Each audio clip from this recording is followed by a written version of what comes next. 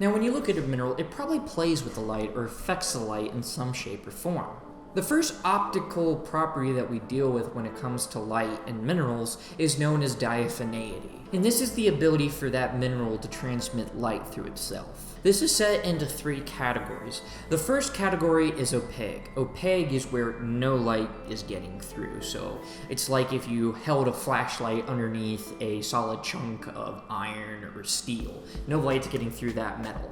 The next is known as translucent, and translucent means that some light's getting through, but not all of it. A good example of this is kind of like when you possibly maybe held a flashlight underneath your finger when you were a kid and saw that you could see the light go through your muscles and your skin, but it would not go through your bone. So your skin and your muscles were somewhat translucent, but not transparent, which is the next one. Transparent is where you have light going through it like 100%, like you're seeing out of a window. This is a very common characteristic that you see maybe with gemstones when you go into a jewelry store. Of course, all those gems are perfect see-through and all the light's going through them, and it looks beautiful how the light just hits all those cut gems because they are transparent. Now take a closer look at the general appearance of the mineral. What is light doing to that general appearance of that mineral?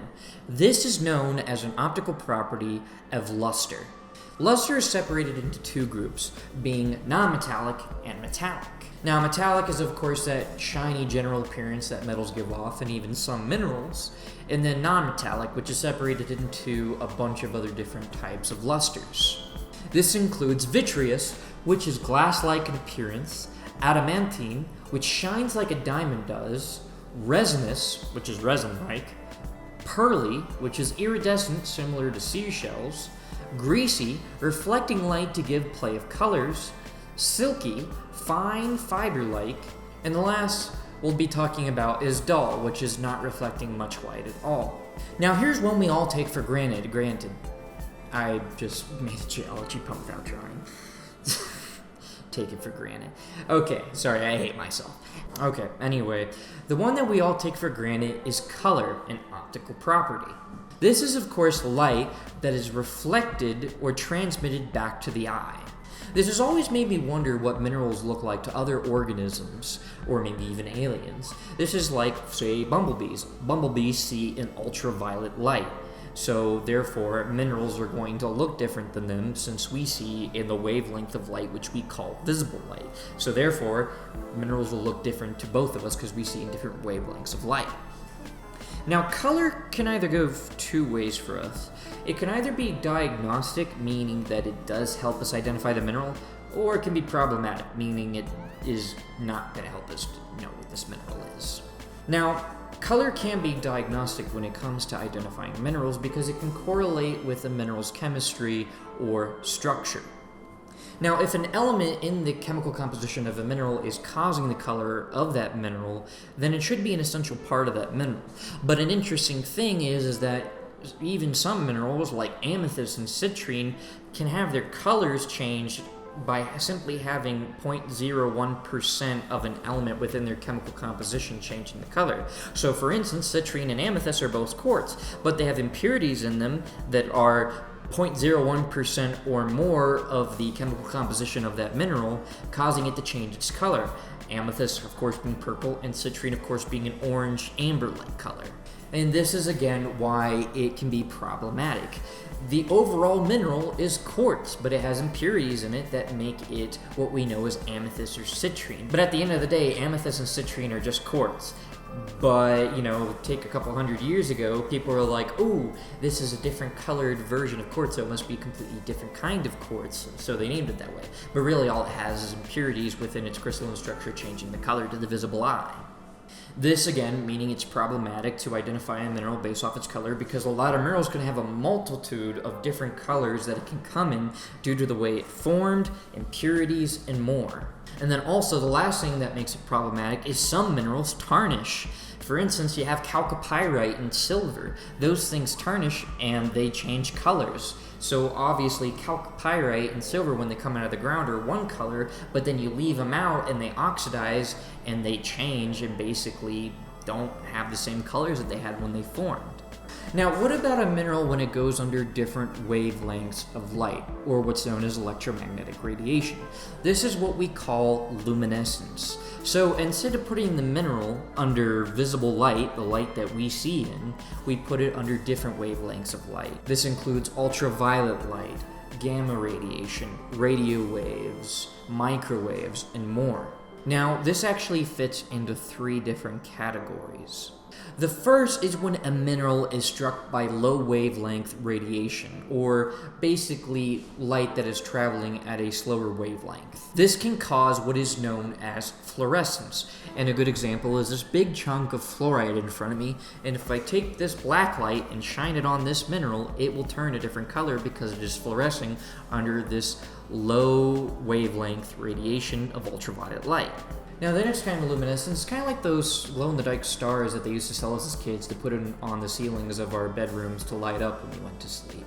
And the kind of luminescence that those give off is known as phosphorescence. Now, the last kind of luminescence is known as thermoluminescence, and thermoluminescence is when some minerals can undergo heat, and that heat will actually make that mineral give off another color because it's being heated, and heat itself is another kind of radiation.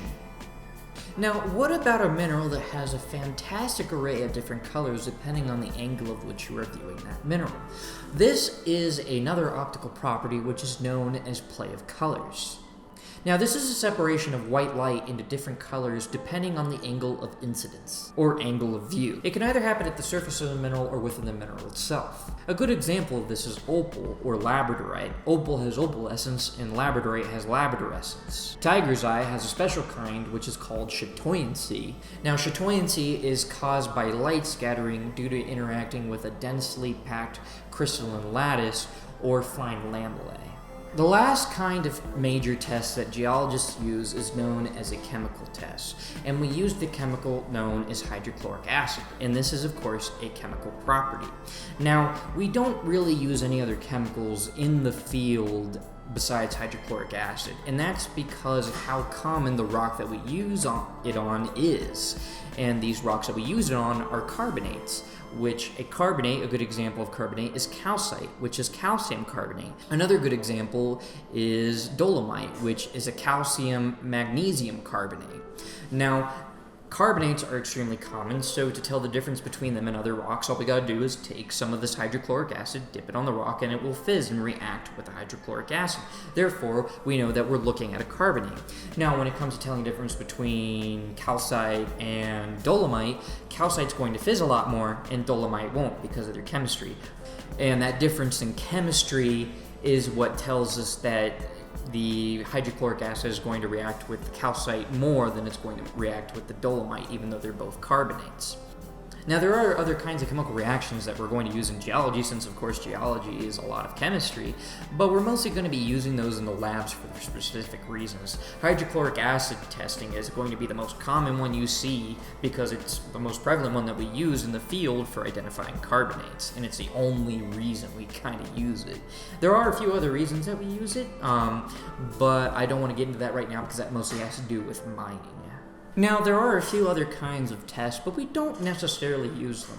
One is odor. For instance, if you have the mineral sulfur, sulfur is said to smell like rotten eggs, which is a very defining characteristic of sulfur. Another is magnetism. Now, we do use magnetism quite a lot, but it's one of the lesser kinds since, everyone knows how magnetism works. Now, there are several kinds of magnetism, but I didn't think it was necessary to get into it very deep with this video. Another one is taste. For instance, salt, that famous thing we like to put on a lot of food, it has a very defining taste, and it is a mineral known as halite. But of course, don't go around licking rocks. A lot of people in the mining and oil fields will call geologists rock lickers, because what they used to do is to tell the grain sizes of different carbonate rocks, we would put the rocks in our mouths, or little bits of it, and roll them around in our teeth to tell the grit size. But now we don't do that because 1, it destroys teeth, and 2, if you have a pissed off worker who doesn't like you too much, he could have peed on the rocks while you weren't looking, or hey, maybe even an animal or something defecated on it, which is not good to put something foreign in your mouth where you don't know where it's been. And of course, the last is radioactivity. For instance, you'll have some rocks, like uraninite, which contain uranium, are going to be radioactive. And then also you have feldspars, which contain potassium, and some kinds of potassium on the planet, and a very common kind of potassium, is radioactive. Just not so radioactive that you're going to die. You've probably heard that bananas have radioactive potassium in it, and that same kind of radioactive potassium is radioactive potassium that's inside minerals. And then lastly, another kind is solubility, which is where you take a mineral and it can dissolve, say, in a solution of, say, water. And for example, that could be salt, which we know salt does dissolve in water if it gets to a certain temperature, and it can be a saturated solution of salt in water, or salt water, just like the ocean. Thanks for watching, you guys, and I hope you come back with a thirst for more knowledge, because knowledge is a power of its own and it can unlock many doors to other knowledge. And now, let's show all of you the geology meme of the week. Who's that?